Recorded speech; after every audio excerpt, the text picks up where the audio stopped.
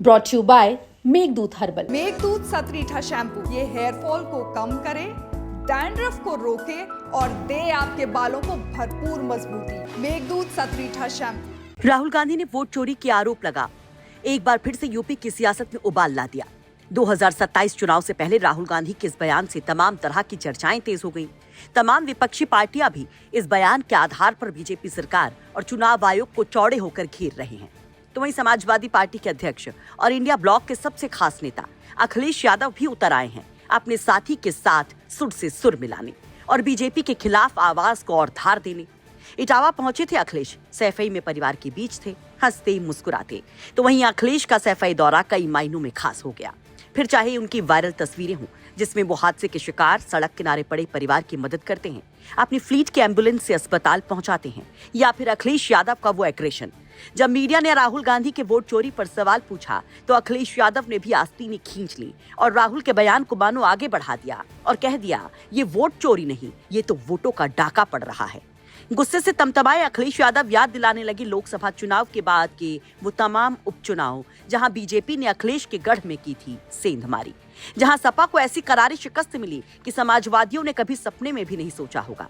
अखिलेश यादव बोले तो तड़ातड़ आंकड़े गिनाने शुरू किए, चुनाव आयोग और सरकार पर आरोप लगाने शुरू किए। चुनाव आयोग को लेकर के हमेशा इस बात की चिंता रही है कि आखिरकार आयोग न्याय करेगा कि नहीं करेगा। और सबसे एग्जाम्पलरी इलेक्शन अगर कभी हुआ है जिसको लेकर के हमें आपको पूरी बहस करनी चाहिए, वो उत्तर प्रदेश के बाई इलेक्शन है।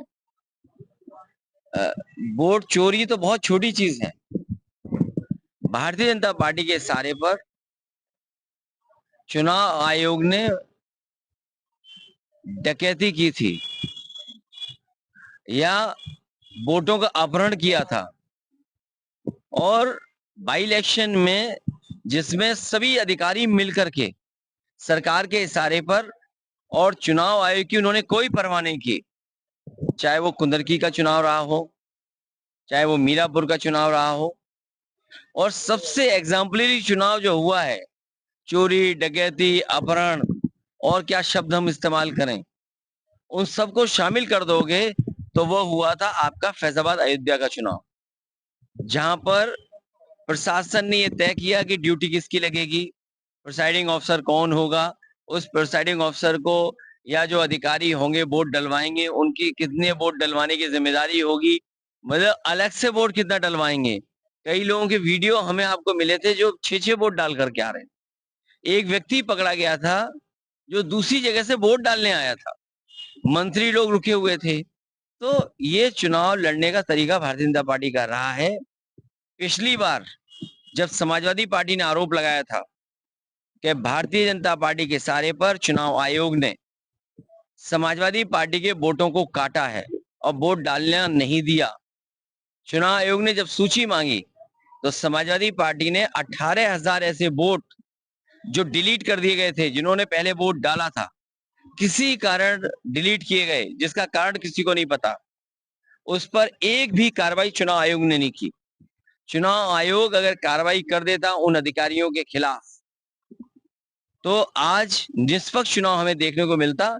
और ये जो लड़ाई लड़नी पड़ रही है एसआईआर को लेकर के, रिवीजन को लेकर के, ये लड़ाई नहीं लड़नी पड़ती।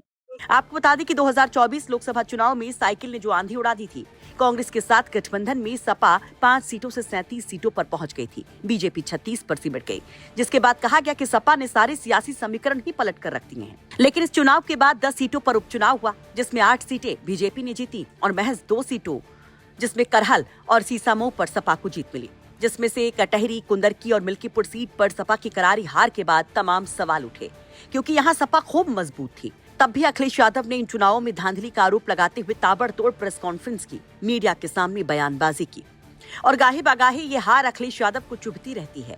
वो निष्पक्ष चुनाव को लेकर सरकार और चुनाव आयोग को घेरते रहते हैं। अभी पूरा बयान क्या था राहुल गांधी का, जिसके बाद इस तरह की नई बहस छिड़ी है, जरा वो भी जान लीजिए, जिस पर अखिलेश यादव ही नहीं बल्कि चंद्रशेखर आजाद भी उनको समर्थन देते हैं। दरअसल नेता प्रतिपक्ष और कांग्रेस के नेता रायबरेली से सांसद राहुल गांधी ने केंद्रीय चुनाव आयोग पर गंभीर आरोप लगाए। राहुल गांधी ने एक प्रेस कॉन्फ्रेंस करके चुनाव आयोग पर वोट चोरी का आरोप लगाया था। कर्नाटक की सेंट्रल बेंगलुरु लोकसभा क्षेत्र महादेवा विधानसभा को आधार बनाकर उन्होंने दावा किया कि 1,250 फर्जी वोट चोरे गए। उन्होंने इसे वोट चोरी का मॉडल बताया और दावा किया कि देश के कई अन्य निर्वाचन क्षेत्रों में भी इसका इस्तेमाल हुआ। उन्होंने आरोप लगाया कि मतदाता सूची में डुप्लीकेट वोटर, फर्जी पते, एक पते पर सैकड़ों वोटर और अवैध वोटों समेत कई तरीकों से धांधली की गई।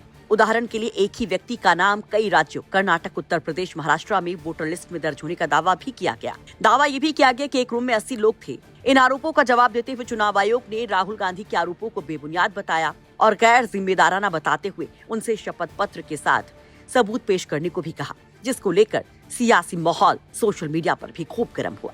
लेकिन अब जिस तरह से अखिलेश यादव राहुल गांधी के साथ इस मुद्दे को और मजबूती के साथ उठाते दिखाई दे रहे हैं, उस पर आप क्या कहेंगे? कमेंट बॉक्स में अपनी राय जरूर रखिए। इटावा से अमित तिवारी के साथ ब्यूरो रिपोर्ट, यूपी तक।